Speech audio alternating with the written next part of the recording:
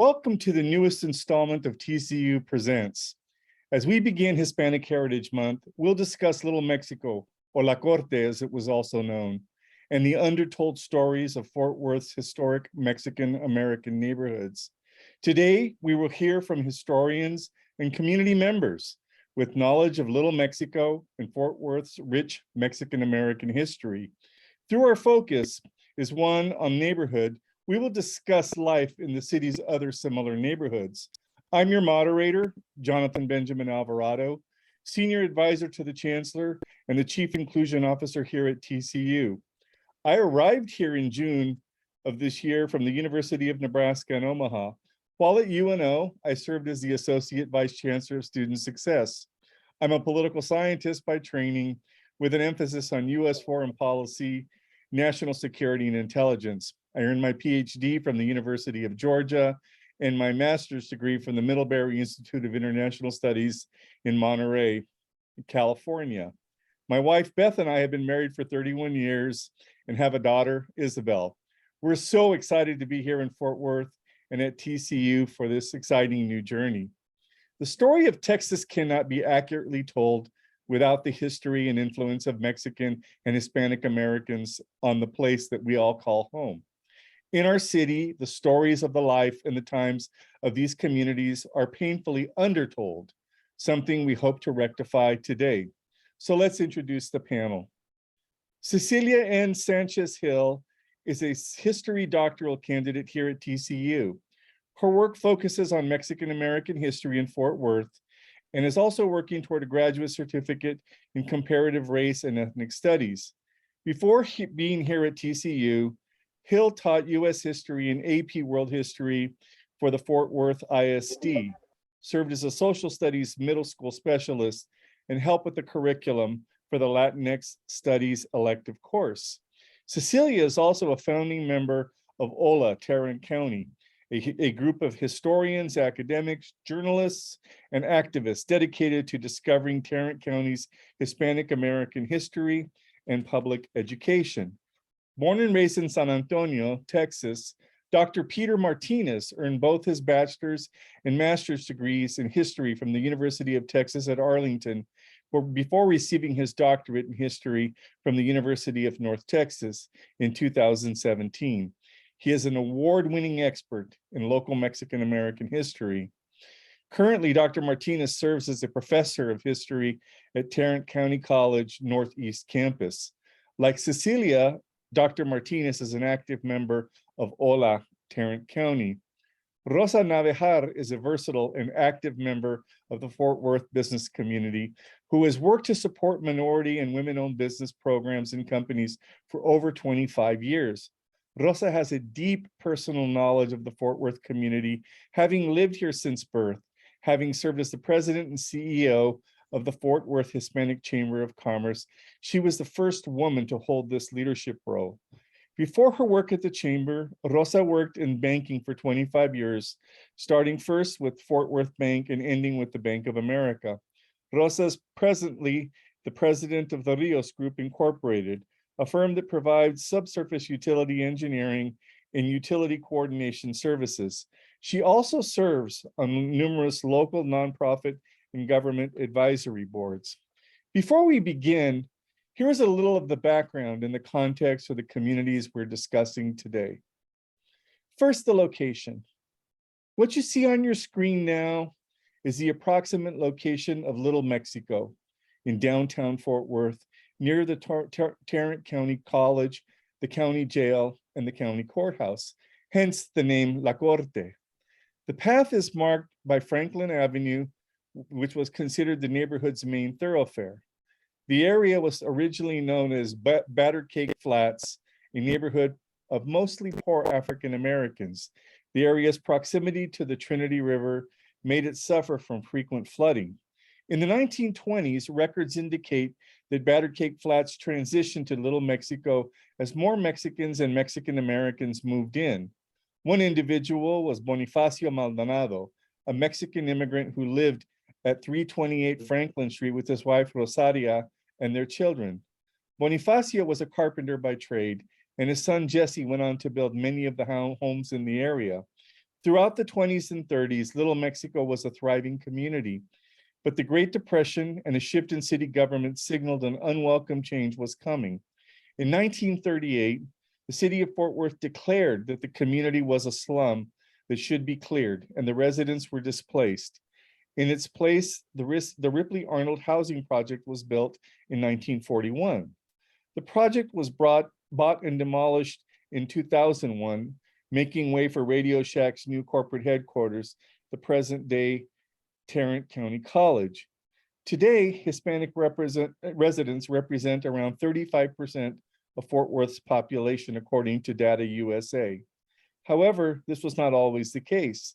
In published work, Dr. Martinez cites statistics that show in 1920, 3% of Fort Worth residents were Mexican descent.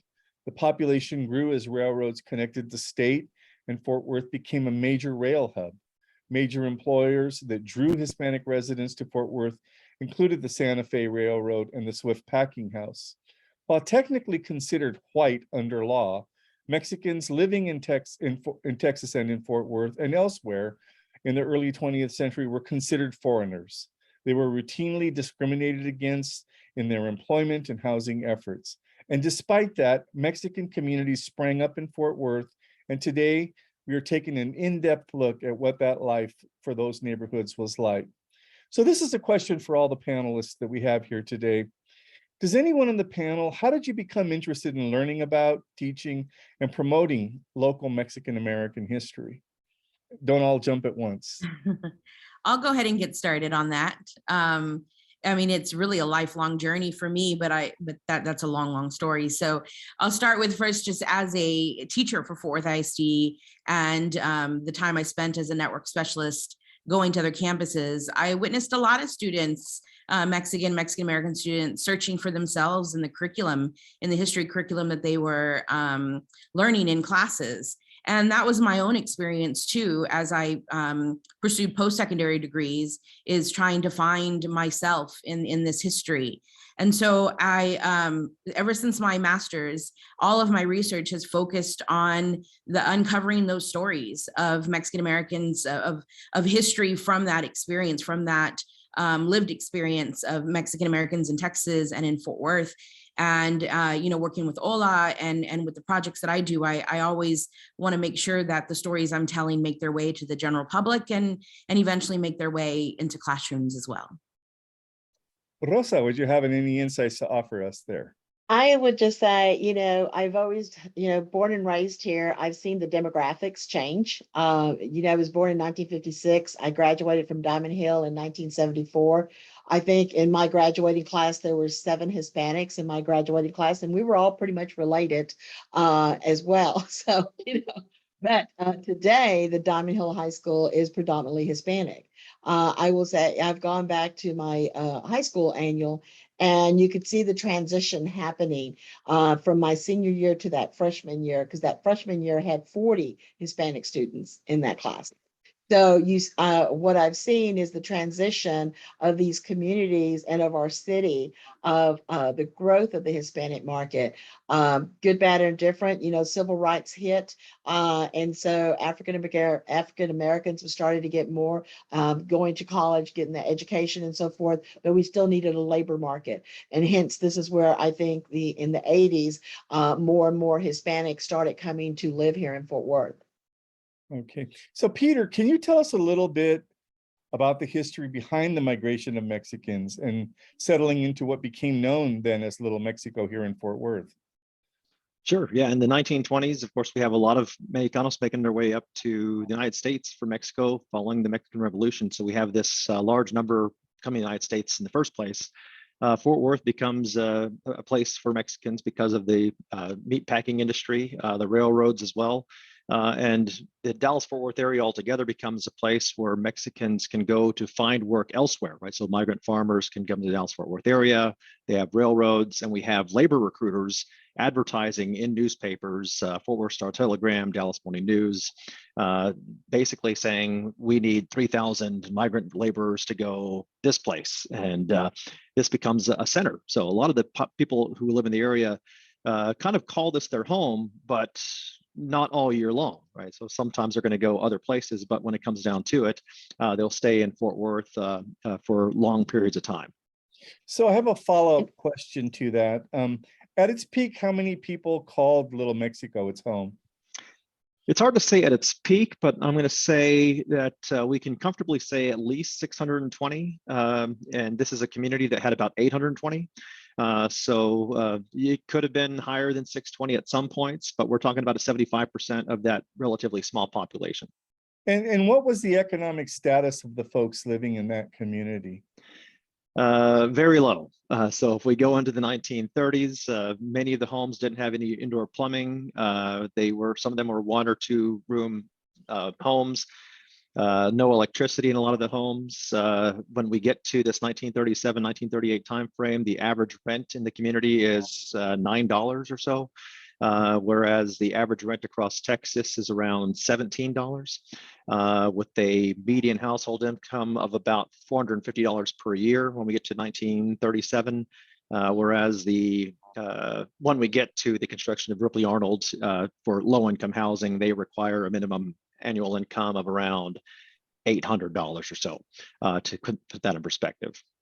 Okay, so Cecilia, what was life for Mexican Americans and Hispanics in Fort Worth in general, then, if such is the case from Peter's description? Yeah, and a lot of my comments here are going to come from both the newspaper, but also oral interviews that I've conducted with women across the city. But I found it fascinating that in the newspaper, even as early as 1912, Mexican Independence Day is being celebrated here in Fort Worth. And so that is even beyond La Corte, that one neighborhood. That's a citywide celebration of multiple Mexican barrios coming together to celebrate their history and to celebrate their culture.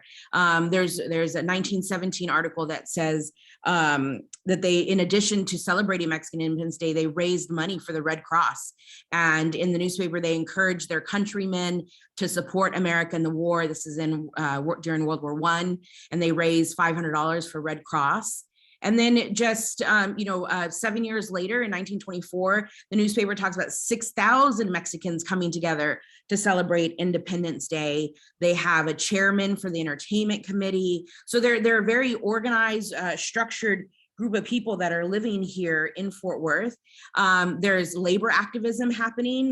There's a group at Hendrick Construction in 1919 that is going on strike, demanding higher pay, better wages, and better conditions within the factory. 1936, they're celebrating a Mexican American football hero who's, like, I guess, great on the field as well as really smart and good academics. And it's a whole community coming together as Fort Worth as a whole versus one barrio. And then from oral interviews, when I talked to women who moved here in the 1930s or were born here in that time period, they remember lots of Jamaicas that, these are festivals that the church put on. There's more Independence Day celebrations and raising money for the church. There's the Guadalupanas, who are a religious organization that is a community service type thing, that they're serving their community in whatever ways that they needed. And then baseball leagues. I mean, they had very organized baseball leagues where Southside neighborhood would play a Northside team that would play La Corte, that would play, all these different areas, and very organized. So I found that very, very fascinating. So could you tell me where those additional neighborhoods were located in the greater Fort Worth area then? Because it's very interesting that there was multiple neighborhoods there. Sure, yeah. I mean, so La Corte is the one that we're talking about today. La Fundación, which would now be called Worth Heights, is down in the south side area of Fort Worth, and that grows. And the stories that I hear, the community stories, is it grows after some Italian workers in the early 1900s go on strike, and the owner began hiring Mexicanos. And they just started moving in, and that neighborhood is now very, very Mexican, Mexican American in the South Side neighborhood. There's LTP, the railway area, the people that were working for the railroad. So they were always concentrated on like where the jobs were. There's one street, Weisenberger, that was over toward the Montgomery Plaza area. And I had the pleasure of interviewing Eva Sandoval Bonilla, whose father, Jesse Sandoval, was very active in ensuring the city paid attention to his community there. That's by Montgomery Plaza area. And then there are more too that were just kind of little pieces all over the place. But the two that grow into what we see now is kind of that north side, Diamond Hill, and then the south side area. Wonderful. And so were these neighborhoods, were they different from each other in terms of who was living there or the quality of life for some of those folks there? You know, Anybody? yeah, I think they're all very similar. I think, you know, they're like like Peter talked about already, is the no indoor plumbing. So when I interview women from Southside, they say the same thing. Streets, you know, their cars get stuck every time it rains because of the mud and the rocks. And, you know, there's a segregated schooling. In La Corte, there was a school built in the late 1920s.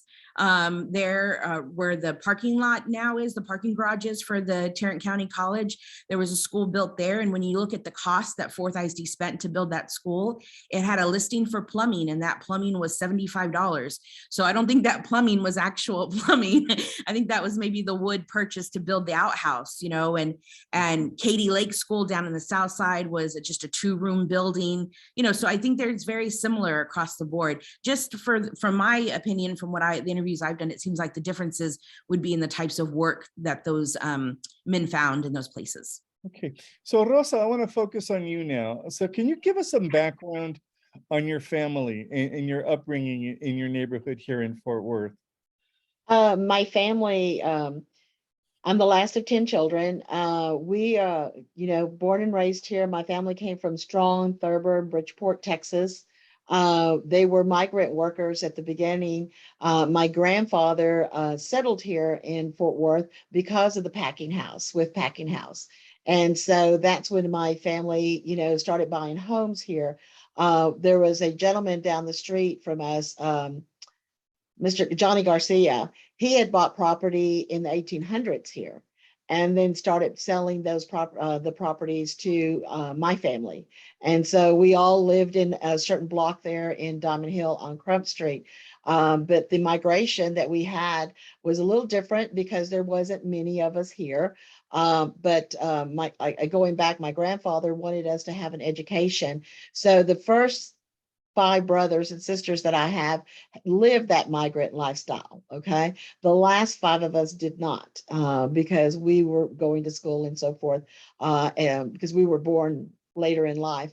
But he's the reason why we are located here in Fort Worth. You know, my father was a butcher by trade. My mother did not work, of course, with 10 children. But we are 20 years apart from the oldest to me. So we have different stories, even within our own family, because of the generation differences and the way we were educated. My parents wanted us to make sure that we had a high school education. So they always encouraged us to, you know, go to school. So even though we were in an Anglo community in Diamond Hill, because it was predominantly Anglo, we, in fact, I will share this, in 72, when desegregation happened, they closed down Kirkpatrick High School. So we had more African Americans in Diamond Hill than we did Hispanics at the time. So it's a little different. what was that you're kind of talking about? So give us a little bit more details of that community that you grew up in then. You know, everybody was very accepting of each other because we were all, you know, I think the parents all knew we were raised in more of a labor market community. And so they were wanting education for all of us. So, you know, I didn't see the difference in discrimination that I've heard from other people my age that maybe lived in other communities. So in that aspect, I didn't see it until I graduated high school. And that's when I really started seeing the differences of discrimination. You know, in that community, I just wanted to say, Jonathan, that community, in Diamond Hill, but there was another, I guess, on Crump Street. I think it's a 3200 block of Crump Street. I lived on the 3600 block, Fospeco Heights at some point. Fospeco Heights. Yeah, yeah. And in the late 30s, when the displacement happens because of the rebuilding or the building of the public housing, there's a newspaper article where that community, Fospeco, did not want any Mexicans moving in there. And they were trying to negotiate where exactly on the outskirts of that community they could live, but not in that community proper. And so that's in the 1930s. It seems like they did well in keeping Mexicans out. If even in 1974, Diamond Hill only had 7, as you said, Mexican graduates. But again, back in 74, if you look back in the freshman year, you saw the difference of the migration because there was more Hispanics that were there. Even in the middle schools and in the elementary schools, you saw, because I went to H.V. Helbing, and by that point, H.V. Helbing was more predominantly Hispanic school. So it was changing. A lot of that also occurs when you look at older neighborhoods, the people that have lived there for a long length of time, when they pass on, sometimes the children don't want to stay in that neighborhood or don't live there. And so then it transitions, because in Southeast Fort Worth, where I grew up, as growing up here, that was an Anglo community that turned African-American, but now it's turning Hispanic. Yeah. And yeah. Okay. I'm going to add something real quick to the Fospeco Heights comment that Cecilia made, because in my research also, Fospeco Heights comes into play because people in that community were pushing for a Mexican public housing project to be built, basically to keep them out of that neighborhood.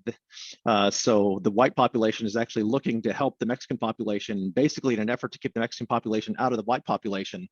But the mayor of Fort Worth basically responded by saying, Mexicans only make up a small percentage of the poor people, so we're not going to really pay much attention to that. Okay. So Rosa, can you just kind of help me? What kind of jobs were available for people like yourself early on, and then, in your beginning of your work career coming out of that community? I sort of went against the grain because when I was in high school, I was told that I could only be a housewife and a mother.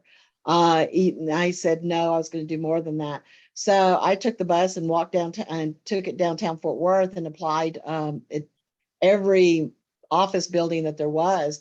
And so my job was at First of Fort Worth back in 1975.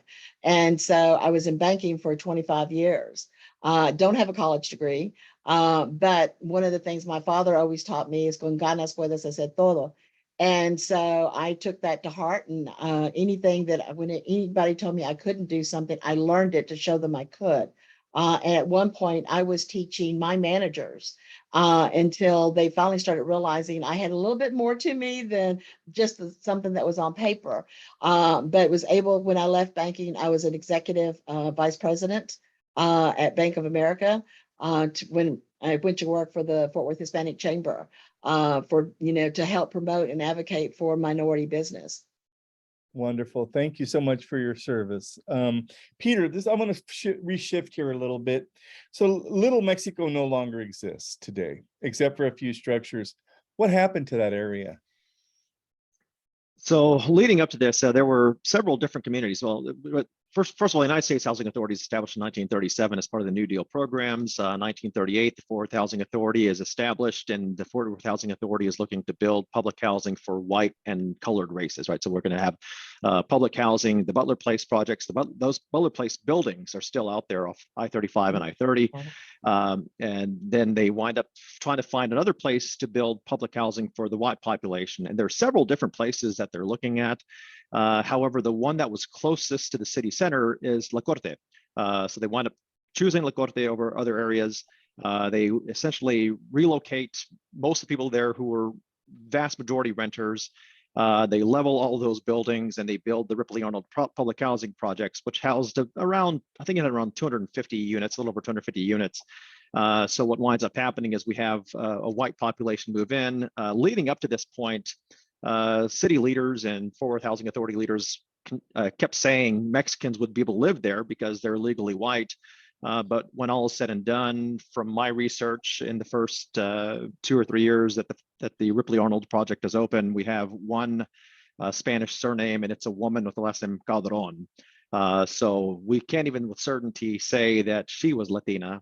She could have possibly been married to a Latino whose last name was Calderon, because she was listed as a widow with one child. And I will say my ex-husband was raised in those housing addition that you're talking about there. His family was there. They moved there from the story that I was given. They moved there in the late 40s when they moved into that housing addition. And they lived there until, well, his parents passed. Yeah, and what's interesting is we're coming out of the Great Depression at this point in time, World War II, we're actively involved, and wages go way up to the point where most of the population that moves in there in 1941 make too much money to live there 2 years later. So we will see this kind of revolving door and actually who does live there later on. And some of those families moved into the TMP area over there off of Vickery and 30. But they also went to the Rock Island area as well. Okay. So Cecilia, do you feel that what happened to Little Mexico is something similar to other historic Hispanic and Mexican American neighborhoods in Fort Worth, that essentially they got wiped away? Yeah, you know what, Rosa just mentioned Rock Island, and there's the area of Rock Island is now kind of where the 35-30 all mix in there, and there was parts of that community that were destroyed or repurposed for all those highway entrances and exits, and so that's one example of another community being destroyed because of progress, quote unquote progress, and not having a place set for those families to go. So but a lot of the other communities like Weisenberger, that one also it's slowly completely gone because of gentrification happening in the Montgomery Plaza area. But the overall South Side and North Side communities have grown tremendously and are just recently in South Side fighting against gentrification. Hempel No Se Vende is a program happening now. Community members working to fight against some of the changes that the city is bringing on. And also, since you brought up the Linwood addition, a lot of those people had already moved out. There was a bad flood there. And come to find out, it was, I want to say, in the late 90s, early 2000s, because there was a bad flood. And what happened to a lot of those families that they were buying from a home, there was, paying. They thought they were buying a home from the landlord. The landlord didn't have insurance on those homes. So those individuals were paying for insurance that they thought they had. And when the flood happened, unfortunately, they had been taken advantage of. And so they ended up having to move away in that area. So there was a lot of empty homes, a lot of empty lots there for a few years before some of the growth that's come in. But with some of the growth that's come in, there's still some families that live there, and they are going to be shoved out, unfortunately. So kind of a little twist on that. Was there redlining in Fort Worth during this period? Yes. And this is why the chamber was created back in 1973, because Hispanic businesses were not being able to, get a loan to, for their businesses. One good thing that we had back then is John McMillan. I call him the Angel. In fact, he was the Anglo. He ran the Coors Distribution Center here in Fort Worth. Larry Amphin is his grandson, and he continues that legacy. But John McMillan would co-sign for our Hispanic businesses to get a loan, or he gave them a loan themselves. Leo's Foods always comes to my mind because John's co-signed for him to get a loan to start his business. In 2007, 2008, the family sold the business. And so they've been in business since, I'm going to cry. They've been in business since like 1975. And that would have happened if John McMillan had not co-signed that loan. And so I credit him for doing so much to help our Hispanic businesses, because it's not just about opening a restaurant. Our first Hispanic restaurant here in Fort Worth was built in 1930. It's the original Joe T. Garcia's was opened in 1933. So, you know, we were given an opportunity to look at entrepreneurship in another form besides just the hospitality. Mhm. But then because of redlining, home ownership was really limited in terms of Oh, very limited. Yeah. Yeah, so Very by and limited. large, would you say that most of the Hispanic Mexican Americans were renters only? Yeah, and that still holds today. There's a lot of them that are still renters today because they don't understand the concepts of mortgage lending. And Mhm. so I know a lot of banks go out and do financial literacy classes, but also home buying education classes for them to understand. You know, I think we're always going to have this issue because since we're so close to Mexico, we always have that first generation Hispanics that are here. And so that's up to us to now educate them to make the assimilation go a lot smoother. And so you have several different Hispanic organizations, Casa Inmigrante, the Zacatequeños, Casa Chihuahua, and so forth, that they are working with those individuals and those families to help them to assimilate and educate, to take, understand the resources that are here for them. And it's why I think it's important for all of us to be able to do that. It's Wonderful. about giving a hands up, not a hands out. There you go. So this is a question for anybody on the panel. What questions or stories related to our local Mexican, Hispanic American history do you still feel need to be first, brought out into the light, answered, or discovered?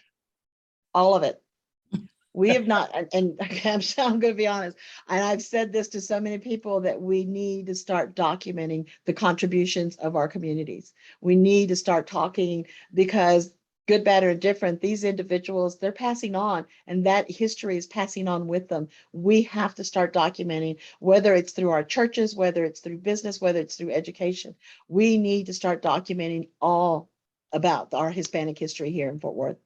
Well, and that's the work that I do right now with oral interviews through Hola is where we started. And Rita Rodriguez Ut, who is kind of our fearless leader within Hola, pushing us constantly to keep moving. And so she organized, she's been a longtime member of that La Fundación or Worth Heights community. And so she has a women's group that used to meet every first Tuesday, I think, and have lunch pre-quarantine.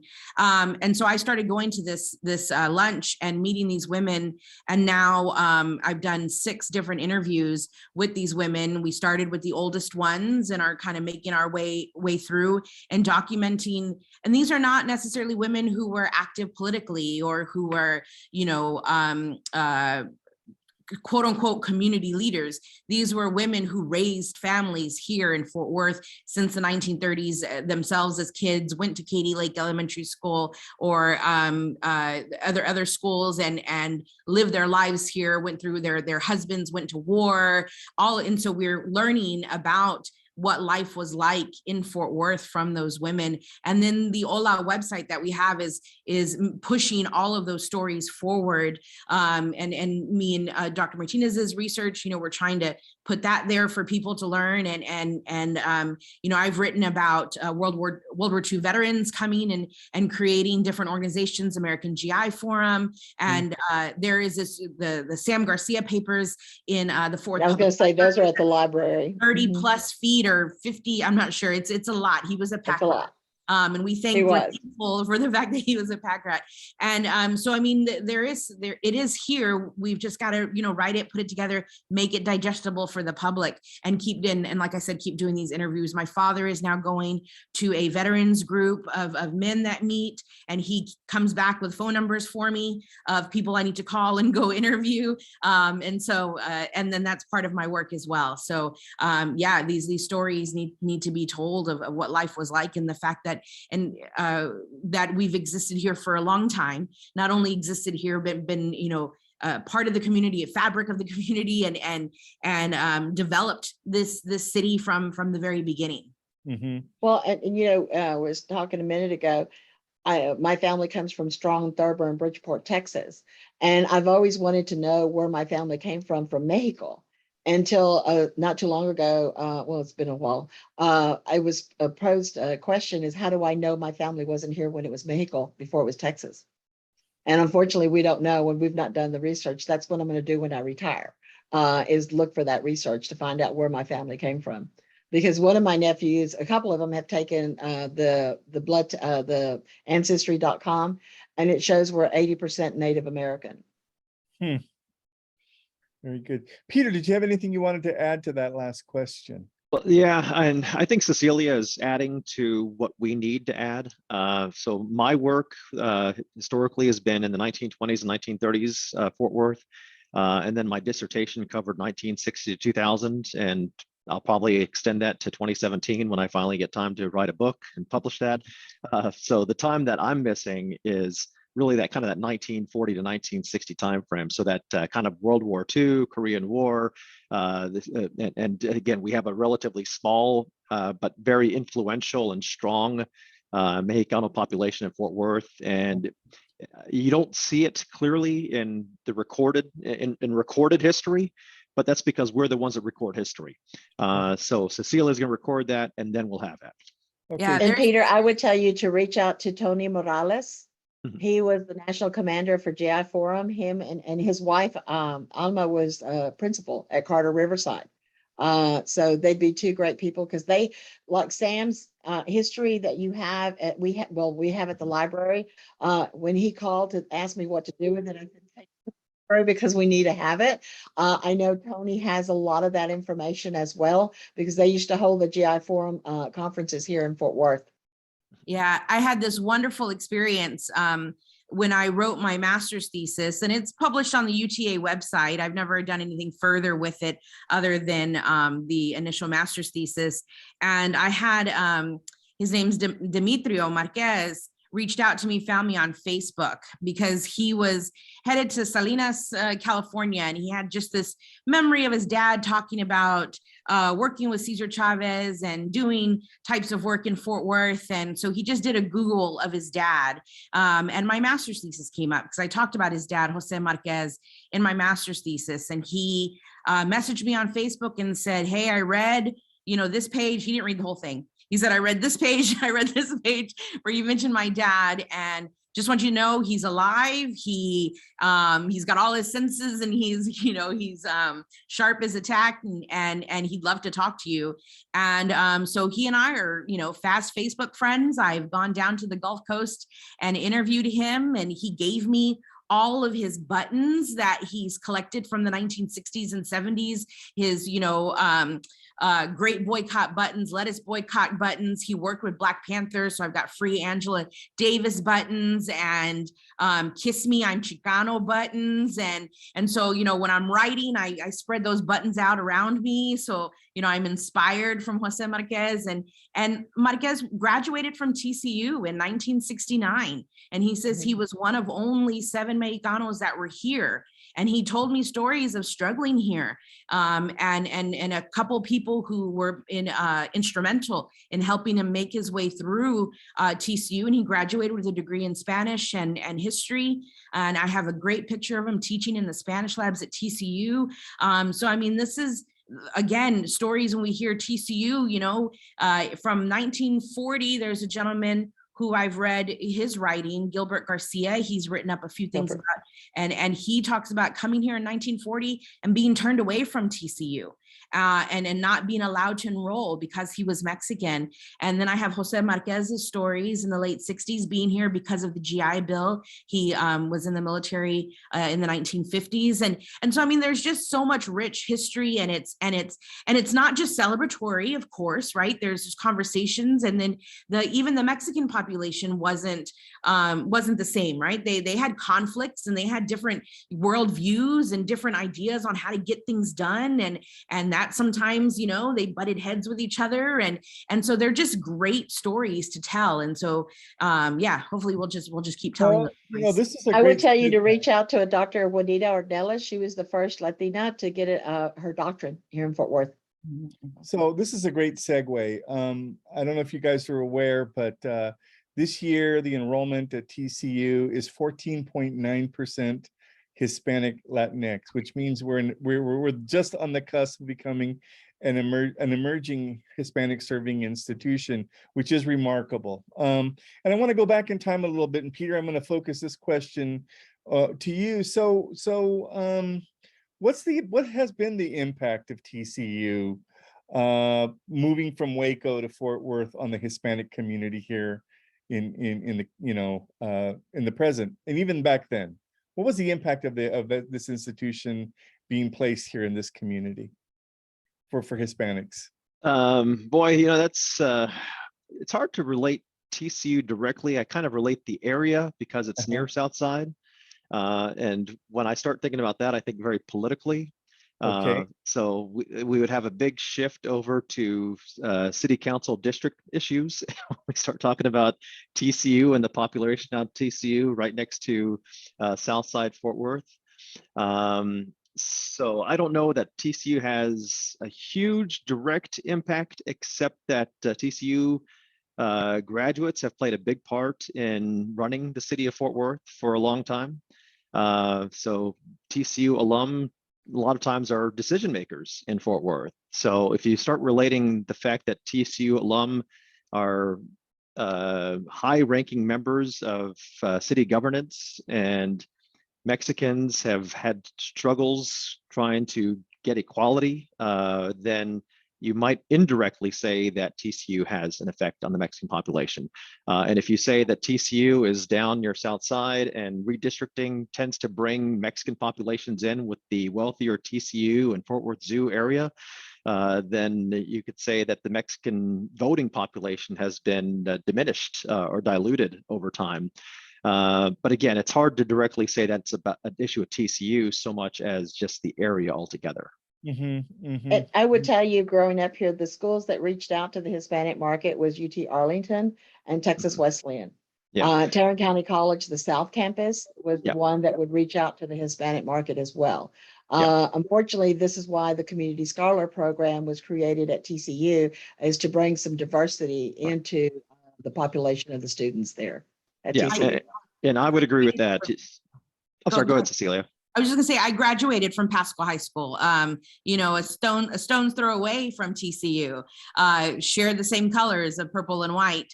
And I graduated top of my class and had never had a conversation with a counselor about coming to TCU or applying to TCU, never had a TCU representative, make any kind of motion to invite me to come to TCU. And that's not an individual experience, that's a conversation that me and other Latinas that I, graduated with have whenever we're together. And so, And I will tell you on the flip side of that, because I trust me, I get it. I remember there was a group that would go to something like Diamond Hill, Northside, Trimble Tech to talk to our young, students about going to college. And I asked the question, why aren't we taking them? Because we were taking them to Denton, we were taking them to UTA, we were taking them to Texas Wesleyan. And I said, but what about TCU? And they said, they'll never take us. So at that point, those Hispanic leaders didn't even try to go there as well. So it's a double-edged sword, because that made me mad, and that made me realize that I needed to do something better to introduce our Hispanic students and the next generation to opportunities outside of our community. We did not need to just live, sleep, and work in our own community. We have the greater Fort Worth community to live in. Yeah, and I'll add one more thing really quickly, since we've talked about Little Mexico, because I'm not sure if I mentioned Austin L. Porterfield earlier on, but the index of disorganization is what it was called. So basically, when Fort Worth decided to use La Corte to build the Ripley Arnold housing project, the main people doing the work to decide what area it was were students master students from TCU, under the guidance of a sociology professor named Austin L. Porterfield. And it's basically through their work, this index of disorganization, which basically tracked crime, delinquency, and all this other stuff, that area was selected, and scientifically, you might say. The issue with that is that they basically drew like circles on a map and said everything in this circle is going to apply to this particular community. And they do this all over Fort Worth and prospective areas to build the public housing. The problem with using La Corte is that it's right in downtown. So any crime that's in downtown basically is against La Corte. And if you start breaking down the numbers on who's actually committing crimes, it's a very small percentage, underrepresented percentage of Mexicanos committing the crimes. In fact, most of the crimes are committed by non-Latino, non-Hispanic white people. But since the non-Hispanic white people committed the crime in La Corte's zone, essentially, then La Corte gets hit for that, and then basically Fort Worth can say, okay, we're going to use that area because crime is developing around La Corte. And this is why it's important for us to tell our stories, because there's so many times that we are blanketed in comments, so everybody assumes because you're Hispanic, you've had a record, you've been arrested, you're selling drugs, you're doing all the illegal stuff, and that's not true. And that's why we need to write the history to show the contributions from start to finish at all levels. So I want to shift just a bit again. I'm now entertaining questions from the audience. One of the questions is regarding the stockyards. What has been the influence in this area over the generations by Mexican Americans? I mean, I know that Joe T. Garcia's is down there, so it's kind of an anchor in the community down there. But if you want to go ahead and share some of your reflections. But if I don't know how much y'all know that Hispanics were not allowed to cross Main Street. At one point, they were only allowed to stay on the east side of Main Street, not on the west side of Main Street. So that changed. Joe T. Garcia's would not serve Hispanics until the mother took over. My mind just went blank. God, I just saw her. Not the daughter took over, and that was in the 50s. And that's when Hispanics were allowed to eat at Joe T. Garcia's. Now, you can look at that both, in two ways. But one of the things that I looked at as a business owner, Mr. Garcia put that in place back in 1933. Would he be the restaurant that he is today? Would that restaurant be what it is today? I don't know. But was it a good business decision, a bad business decision? You can look at it in so many facets. But the stockyards and the Northside community never really worked very well together because it was so much in conflict. I will say I've heard, I do not know if this is true or not, that there seems to be a little bit more communication going back and forth from the neighborhood to the stockyards. But right now, with all the growth and the visitation of stockyards, I still think the families there are going to get displaced, good, better, and different. I mean, I think it's going to happen. Unfortunately, a lot of those families, I would say a lot of the families that when I grew up in Diamond Hill, again, as old as I am, a lot of the families that I grew up with, they left Northside 20 years ago, 30 years ago, and so forth. So it's a transition community. Yeah, and I'm going to add to the segregation issue, right? The Mexican population lived east of Main Street. The white population lived west of Main Street. Of course, I think part of the reason for that was because the stockyards were on the east side of Main Street. So when there was a stench from the cattle, or from the stockyards itself, it would come straight down the east side of Main Street more than the west side of Main Street. Exactly. So that was part of the reason. That's the reason, I guess you would say, for that segregation based upon east and west. Well, one of the places I was going to tell you to do some research on would be All Saints Church, because at that point, the Catholic Men's Club was across the street, Main Street on the east side. That's where all the Hispanics went to church there for that one, that lived in the north side or in that area, because across 28th Street, where I grew up, we went to Our Lady of Guadalupe. My father and my uncles built that church that used to be on Long Avenue. Now it's on, what is it? It's moved, and I can't think of the name of the street, Bluemount Road. It's on Bluemount Road now. But they will have a lot of history and a lot of information for you, especially because the veterans from that area, from that era, they all went to the Catholic Men's Club and Immaculate Heart of Mary in the South Side. Okay, so we are talking about displacement of populations through economic growth and actual segregation and things of that nature. What were the relations like between Hispanics and Blacks during those periods of time, Peter? And then I'll go to you, Cecilia, and then obviously Rosa, if you guys have some insights into that. Boy, now, do we want to narrow down the time frame by chance? Why don't we talk about the time that La Corte was La Corte. Okay, that'll help us. There was still a fair amount of segregation at that point of time, and when you're talking about two different communities that are both discriminated against, a lot of times it leads to competition between the communities. So in my experience, there's not a lot of close relations between African Americans and Latinos at that part of Mexican American history. I think you start seeing some alliances when you get to the 60s, like Cecilia mentioned, where you see Latinos supporting Black Panthers and some Black Panthers supporting Brown Power. But if we're talking about the 1920s, 30s, 40s, I would say they are not necessarily positive, and they're experiencing a lot of the same issues. And I would add, you know, and continue on that for later in time, into the 60s, when we get into the Great Society and the money coming out of the Economic Opportunity Act from Johnson. Some of that money came with rules that said it had to be controlled by the population it was going to serve. And so there became opportunities for Mexican American activists and community leaders and Black American community leaders to have to work together to control those funds. And so when I've done research in that time period in the newspapers, you see times when they're coming together and you see times when they're butting heads as to where that money is going and if it's equally going from one community to the other. And in one particular instance, in 1970, in the early 1970s, a Mexican group, the Mexican American Educational Advisory Council, who the first chairman of that was Rufino Mendoza Jr., Rufino Mendoza Sr., and then many others were involved. And they sued Fort Worth ISD on behalf of Mexican students for discrimination. And when they sued them, they just became an intervener into an ongoing lawsuit, Flax v. Potts, that was began by the Black community here in Fort Worth. And that was a court case that had already been started, maybe I think a decade before, in the 1960s. And so the two of them, the two groups, are both looking for answers from Fort Worth ISD.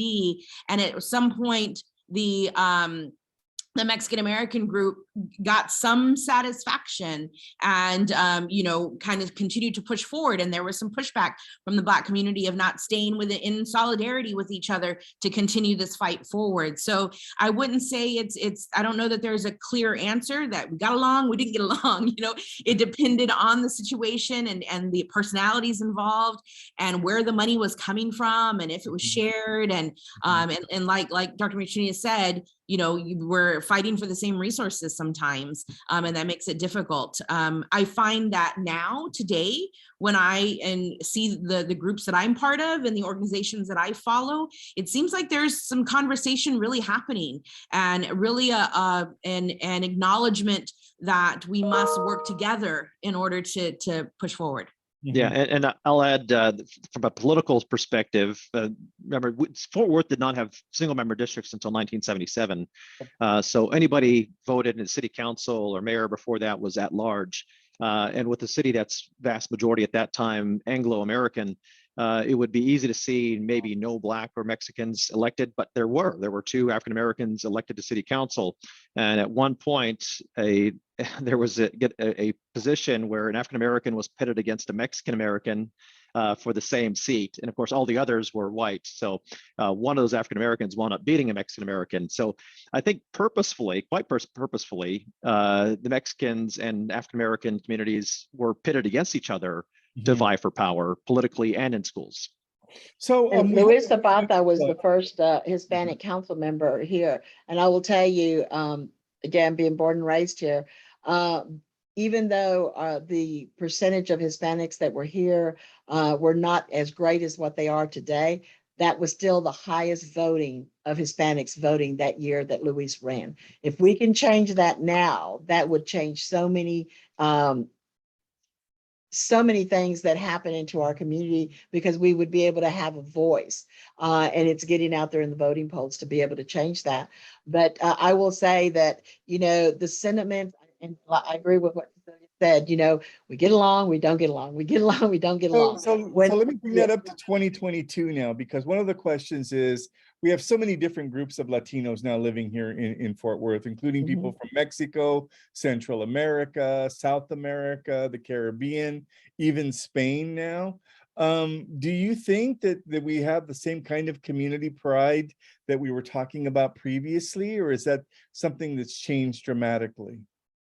because of the diversity within I Latino. think it's changed dramatically, and I think there's good, bad, or indifferent. There's some discrimination within our own Hispanic community that has all the different, Latin-based ethnic groups.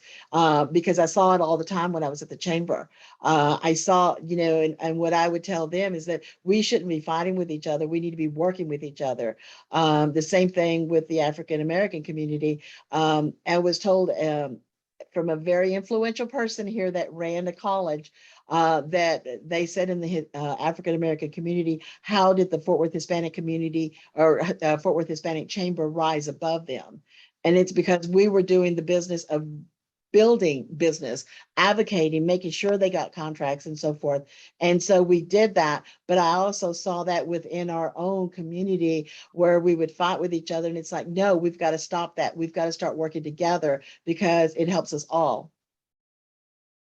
So this is the Sorry, last my little question. soapbox, my Yeah, little no. soapbox. No. So that's wonderful. Listen, I'm really appreciated all the insights and reflections you've been able to share with us here. The last question that I have in the time that we have remaining, for people who are interested in learning more about Fort Worth's history, what suggestions for resources should they be seeking out? And I'll defer immediately to the history professors here, because I know you guys know where all the bodies are buried, literally. I think Peter and I would both say first start at OLA. Get our website some traffic. Tarrantcounty.org. And so we are doing what we can to become a hub of knowledge, right? Like we didn't write everything that's there. We didn't complete every project that we have there, and we give credit where credit's due. But it's a place where people can go and learn about the different projects that have taken place. Dr. Max Krochmal, who used to be here at TCU, did an oral history project. We have a link to all those oral histories. And then he had his graduate students write full essays that lay out stories of different barrios, and there's links to maps, and there's little clips of oral histories embedded in, talking about migration, about activism, about art and culture. So there's a lot there on that website, and we're continuing to add to it whenever we find somewhere, as well as Artes de la Rosa and all the work that they do, staying in contact or staying up to date on their social medias and finding what they have going on can be helpful as well. Yeah, and now I'm a history nerd that loves to research. So the sources that Cecilia gave are fantastic. Those are sources I would say also. But if you really just like to sit down and dig through archives, the Fort Worth Public Library has some great archives. Sam Garcia is one of them. And then the Fort Worth ISD has some really good archives. I know Cecilia's used those as well. So there are archives around here, and I think hope Ola Tarrant County will hopefully build an archive of our own at some point. So we do want to collect information, and there are some good sources. And honestly, I think Cecilia's sources are some of the best sources. People, right? The people that have lived here a long time are some of the best sources. So if you know anybody that's lived in Fort Worth that is Latino or been in that community since all their life or whenever the long time, go to them, write it down. I think Rosa said keep that information. That's where historians get it. Historians get it from letters, from memorabilia, from pictures. History doesn't write itself. This has been a great panel. I'm so grateful to have had this opportunity. I want to thank you all very much for joining us today and for sharing your wisdom and your insight into Fort Worth's history. I want to thank the Addran College of Liberal Arts, TCU Magazine, and the TCU Alumni Association. And thanks to all of you for tuning in and for asking questions. Keep up to date with things happening at TCU and among the Frog family at magazine.tcu.edu. And subscribe to our podcast by searching TCU Alumni on Apple Podcasts, Google Play, and SoundCloud. Thank you all again, and go Frogs.